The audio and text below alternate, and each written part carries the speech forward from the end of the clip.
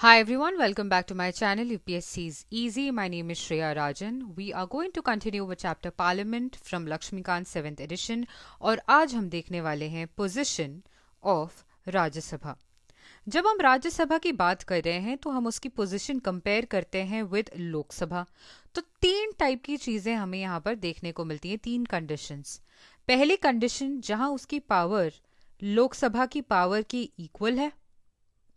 Second, जहां पे unequal powers है दोनों की, ठीक है। और थर्ड कंडीशन जहां पे स्पेशल पावर्स है राज्यसभा के पास। एंड ऑब्वियसली ये जो पावर्स हैं ये फिर लोकसभा के साथ शेयर नहीं करती है Rajya Sabha.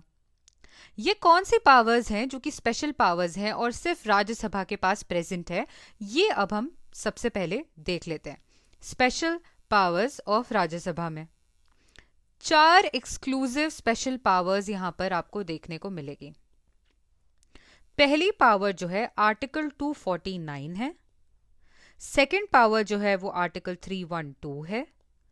Third you see in 67, right, and fourth you see in 352, 356 and 360 which is emergency, ठीक है। तो ये चार केसेस हैं जहां पे एक्सक्लूसिव पावर्स आपको देखने मिलती है राज्यसभा की। 249 क्या कहता है? 249 ये कहता है कि it can authorise parliament to make law on a subject enumerated in the state list. State list में अगर कोई सब्जेक्ट एन्यूमरेटेड है तो राज्यसभा ऑथराइज कर सकती है पार्लियामेंट को to make laws on such a subject. Conditions क्या है, कब होता है, ये सब हम डिटेल में बाद में देखेंगे, बट ये एक्सक्लूसिव पावर जो है ये राज्यसभा का है। सेकंड है it can authorise the parliament to create all India services. नई ऑल इंडिया सर्विसेज बनाने के लिए ये पार्लियामेंट को ऑथराइज कर सकती है।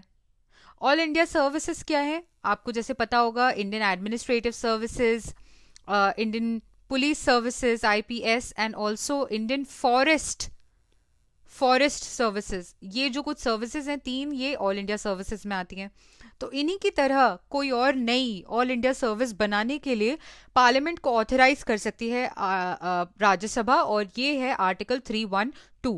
तो 249 है कि अगर कोई चीज है वो मेंशन्ड है स्टेट लिस्ट में, उस पर ऑथराइज कर सकती है पार्लियामेंट को लॉ बनाने के लिए राज्यसभा। और 312 में ये मेंशन्ड है कि एक नई ऑल इंडिया सर्विसेज बना सकती है राज्यसभा, बोल सकती है पार्लियामेंट को to make a new, it can authorise the parliament, ठीक है। 312 क्या कहता है? ऑल इंडिया सर्विसेज, नई ऑल इंडिया सर्विस बनाने के लिए, न्यू ऑल इंडिया सर्विस बनाने के लिए ऑथराइज कर सकती है राज्यसभा पार्लियामेंट को, राइट। अब हम देखते हैं आर्टिकल 67 में क्या दिया हुआ है। वी टॉक अबाउट आर्टिकल 67, ये इस बार आपकी प्रीलिम्स के लिए एक्सट्रीमली इंपॉर्टेंट है। Article 67 says Rajya Sabha has alone the power to initiate movement for removal of vice president. Vice president के रिमूवल के लिए जो मूव है इनिशिएट करना, वो राज्यसभा ही कर सकती है। इन अदर वर्ड्स, अगर आप एक रेजोल्यूशन की बात करें for the removal of VP यानी वाइस प्रेसिडेंट, वो सिर्फ राज्यसभा में ही इंट्रोड्यूस हो सकता है। ऐसा रेजोल्यूशन किसके रिमूवल के लिए? वाइस प्रेसिडेंट के रिमूवल के लिए रेजोल्यूशन कहाँ इंट्रोड्यूस हो सकता है? सिर्फ राज्यसभा में ही, आर्टिकल 67। अब इमरजेंसी प्रोविजंस को लेकर भी राज्यसभा के पास कुछ पावर्स हैं। ये हम इमरजेंसी चैप्टर में कर चुके हैं। If you have not done that lecture you can go and C those videos. For suppose national emergency या प्रेसिडेंट्स रूल या फिर फाइनेंशियल इमरजेंसी की हम बात कर रहे हैं, और ये ऐसे वक्त प्रोक्लेम होती है जब लोकसभा जो हो वो या तो डिसॉल्व्ड हो, ठीक है, या फिर डिसोल्यूशन जो है वो लोकसभा का हो जाए before it accepts the emergency, before it approves the emergency. By chance अगर लोकसभा, ये दोनों केसेस हैं कि बाय चांस लोकसभा जो है वो डिसॉल्व्ड है या फिर इमरजेंसी को अप्रूव करने के पहले डिसॉल्व हो जाती है, तो स्टिल जो प्रोक्लेमेशन ऑफ इमरजेंसी है वो इफेक्टिव रहेगा कब तक, ये आपके पास मेंशन्ड है टाइम, लोकसभा की सिटिंग के डैश डेज बाद तक, कि कौन से डेज है मुझे आप बताओ if you have done that chapter. तो ये जो प्रोक्लेमेशन है ये इफेक्टिव रहेगा till the sitting of Lok Sabha के इतने दिन बाद तक, प्रोवाइडेड राज्यसभा ने अप्रूव कर दिया हो ऑलरेडी ये प्रोक्लेमेशन। मतलब ये है कि अगर लोकसभा डिसॉल्व है और इमरजेंसी को अप्रूव कर दिया है, प्रोक्लेमेशन ऑफ इमरजेंसी को अप्रूव कर दिया है राज्यसभा ने, तो ये जो इमरजेंसी है ये इफेक्टिव रहेगी जब तक लोकसभा जो है उसकी फर्स्ट सिटिंग होती है और कुछ नंबर ऑफ डेज पास हो जाते हैं तब तक। और ये क्या नंबर ऑफ डेज है ये आप मुझे बताओ अगर आप पढ़ चुके हो। ठीक है, ओके, इतना क्लियर है। इसके अलावा आपको ये पता होना चाहिए कि राज्यसभा, ऑफ कोर्स इन चारों की वजह से आपको समझ में आएगा कि अगर राज्यसभा की पावर हम कंपेयर करें विद ब्रिटेन और अमेरिका, तो आपको समझ में आएगा कि राज्यसभा की power in constitutional system is not as weak of House of Lords. House of Lords की पावर राज्यसभा से कम है इन कंपैरिजन। ठीक है, but it is also not as strong as Senate of America. Senate जो होती है अमेरिका की उतनी स्ट्रॉन्ग नहीं है राज्यसभा की पावर्स। ठीक है, except in financial matters and control over the council of ministers, the power and status of Rajya Sabha in all other spheres are broadly equal and coordinate with Lok Sabha. तो इस बात का क्या मतलब है हम देखने की कोशिश करते हैं, और वो हम देखने की कोशिश करेंगे by seeing how unequal is Rajya Sabha as compare to Lok Sabha. सबसे पहले मनी बिल। मनी बिल हम कर चुके हैं। मनी बिल जो है इसका इंट्रोडक्शन सिर्फ लोकसभा में ही हो सकता है, तो यहां पे राज्यसभा की पावर अनइक्वल है as compare to Lok Sabha. Rajya Sabha जो है हम ये कर चुके हैं, क्या वो अमेंड या रिजेक्ट कर सकती है मनी बिल को? नहीं, अमेंड या रिजेक्ट नहीं कर सकती है मनी बिल को राज्यसभा। और ऑल्सो उसे 14 डेज के अंदर अंदर अपनी रिकमेंडेशन या विदाउट रिकमेंडेशन जो मनी बिल है उसे रिटर्न करना होता है कहां पे? लोकसभा को। बोथ केसेस में ही ऐसा माना जाता है कि it is passed by both houses. ये हम ऑलरेडी कर चुके हैं, इसलिए मैं आपको डिटेल में नहीं बता रही हूँ। मनी बिल इंट्रोड्यूस कहाँ हो सकता है? सिर्फ लोकसभा में। राज्यसभा अमेंड या रिजेक्ट नहीं कर सकता मनी बिल को, और 14 डेज के अंदर अंदर उसे रिटर्न करना होता है मनी बिल को लोकसभा के पास। थर्ड, अगर हम बात करें फाइनेंशियल बिल की, ठीक है, financial bill not containing solely the matters of 110 can be introduced only in Lok Sabha and not in Rajya Sabha. ठीक है, राइट, फाइनेंशियल बिल हम कर चुके हैं।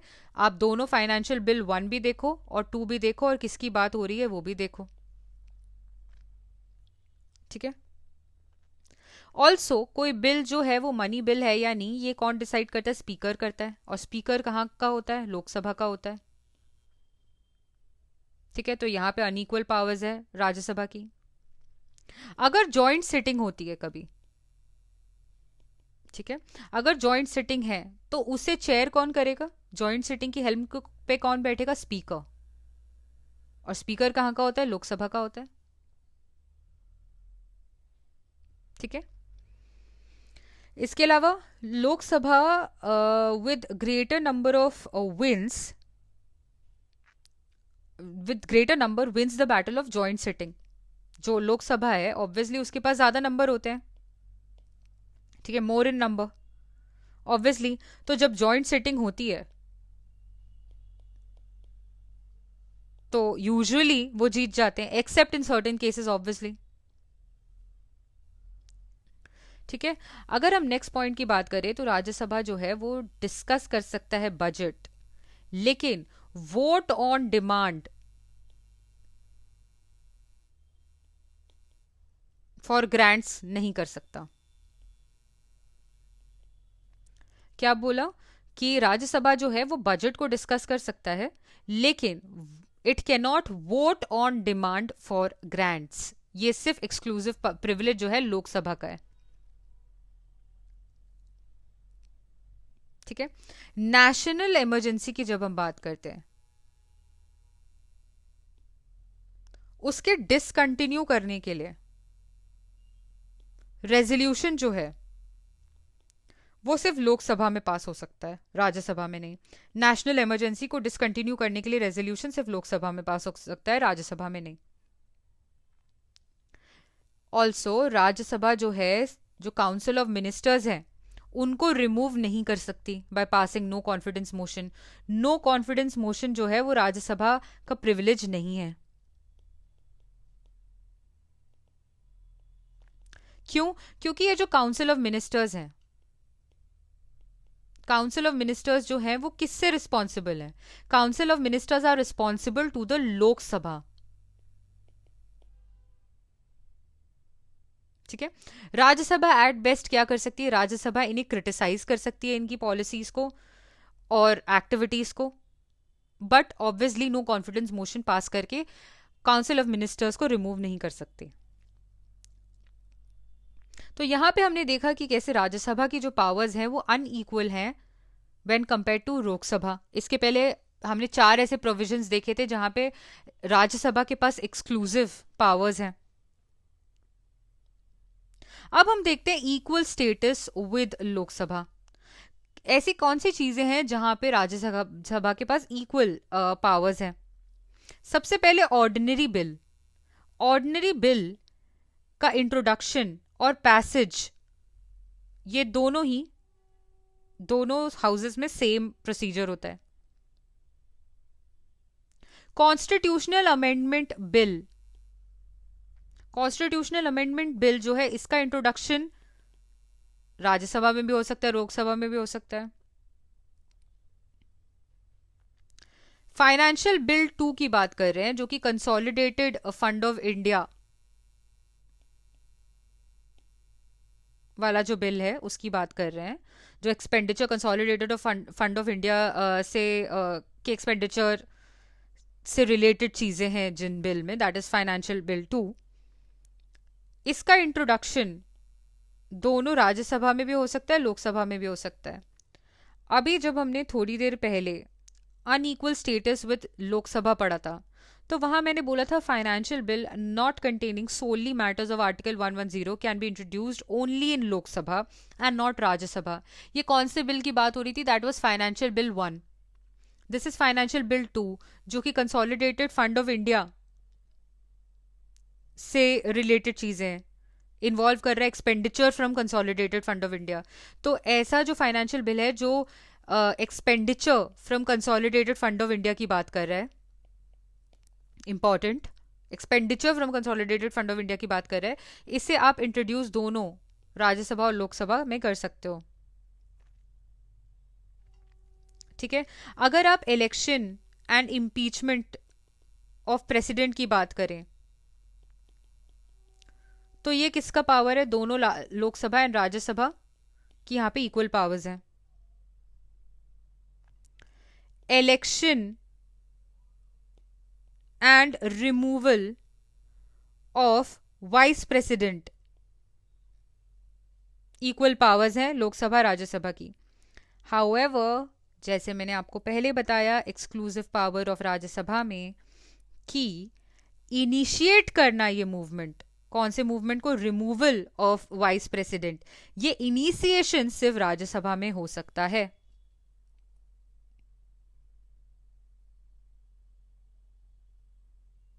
ओके जो इनिशिएशन है ये सिर्फ राज्यसभा में हो सकता है। ठीक है। एक resolution passed by Rajya Sabha with an effective majority, effective majority से अगर राज्यसभा पास कर देती है resolution for removal of vice president and it is agreed to by Lok Sabha, और लोकसभा इसे सिंपल मेजॉरिटी से पास कर देती है, तो obviously removal of vice president हो जाता है। ठीक है। अब हम बात करते हैं एक और ऐसी कंडीशन जहां पर राज्यसभा और लोकसभा की जो पावर है वो इक्वल है। अगर हम जूरिसडिक्शन इंक्रीज करने की बात करें, increase the जूरिसडिक्शन, enlargement of जूरिसडिक्शन of supreme court या फिर यूपीएससी, यहाँ पे इक्वल पावर्स हैं। या फिर अगर आपको करना हो कंसिडरेशन ऑफ रिपोर्ट्स, किन reports, by constitutional bodies like financial commission, UPSC, CAG की रिपोर्ट्स, इन सब की रिपोर्ट का अगर आपको कंसिडरेशन करना है तो ऑफ कोर्स राज्यसभा और लोकसभा की पावर यहाँ पे इक्वल है। Approval and proclamation, approval and proclamation, approval and proclamation of what? Of all three types of emergency, इसमें भी दोनों की पावर्स इक्वल हैं। अनइक्वल कहाँ पे था? नेशनल इमरजेंसी को रिमूव करने वाली रेजोल्यूशन की पावर किसके पास थी? लोकसभा के पास। यहाँ पे हम अप्रूवल एंड प्रोक्लेमेशन की बात करें, तीनों टाइप की इमरजेंसी की, यहाँ पे दोनों लोकसभा और राज्यसभा की पावर इक्वल है। Approval of ordinance issued by president, इसमें भी दोनों की पावर इक्वल है। Making recommendation to the president for removal of chief justice and जजेस of supreme court, high court, या फिर चीफ इलेक्शन कमिश्नर, या फिर सीएजी, इनके removal, making recommendation to the president for removal of who? Of CJ, जजेस of supreme court, high court, या फिर chief election commissioner, या फिर सीएजी, इन सब चीजों को लेकर भी power of Lok Sabha is equivalent to that of Rajya Sabha. Also selection of ministers including prime minister, selection of ministers including prime ministers, ठीक है। मतलब क्या है, कॉन्स्टिट्यूशन में ये लिखा गया है कि जो प्राइम मिनिस्टर है वो किस हाउस का मेंबर होंगे? वो किसी भी हाउस के मेंबर हो सकते हैं, लोकसभा के भी हो सकते हैं, राज्यसभा के भी हो सकते हैं। हाउएवर मेंबर वो किसी भी हाउस के हों, ठीक है, प्राइम मिनिस्टर या फिर मिनिस्टर्स जो हैं, ठीक है, ministers as well as prime minister किसी भी हाउस के हो सकते हैं, लोकसभा के भी हो सकते हैं, राज्यसभा के भी हो सकते हैं, राइट। लेकिन ये मिनिस्टर्स और जो पीएम है, मतलब ये जो काउंसिल ऑफ मिनिस्टर्स हैं, ये किसकी तरफ रिस्पॉन्सिबल है? Council of ministers, they are responsible only to the Lok Sabha. भले ही वो मेंबर राज्यसभा के हों ये मिनिस्टर्स, लेकिन they are responsible to the Lok Sabha. Okay, this much is clear. That is it. In the next lecture we'll see some other topic. Till then, all the best.